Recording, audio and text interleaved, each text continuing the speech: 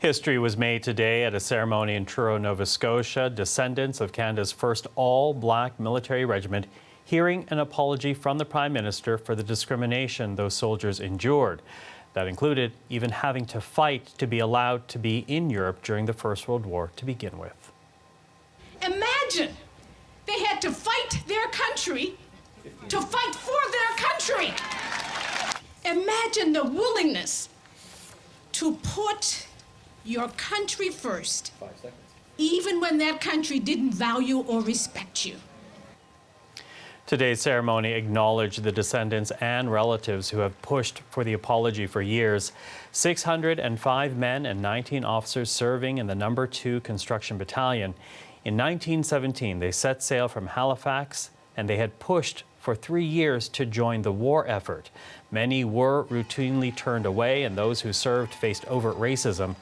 Well, today, the Prime Minister acknowledged their sacrifice as he apologized for their treatment. As a country, we failed to recognize their contributions for what they were. Their back-breaking work, their sacrifice, their very willingness to put their country before their self. I am here today to offer the Government of Canada's official apology for the appalling way these patriots were treated. For the overt racism of turning black volunteers away when they offered to sacrifice their lives for all, we are sorry. For not letting black service members fight alongside their white compatriots, for denying members of No. 2 Construction Battalion the care and support they deserved, we are sorry.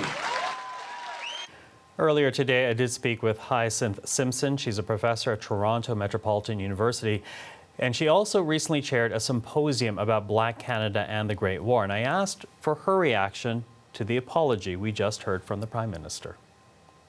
That was amazing, Michael. I mean, I still have goose pimples, and I'm glad our broadcast went uninterrupted by commentary, because that was a moment to experience, and I'm glad I was able to witness it in real time. And just watching the reaction from the in-person crowd there, I think a lot of other Canadians, Black Canadians and non-Black Canadians, felt the same way as I did while watching that whole event. And, you know, I agree with Douglas Rock that the apology is significant, it is meaningful, and I think he said it's important and that it resonated, and that is true. And also going back to what Senator Bernard said, that the apology itself is a form of reparations, and so we're not going to quibble about it.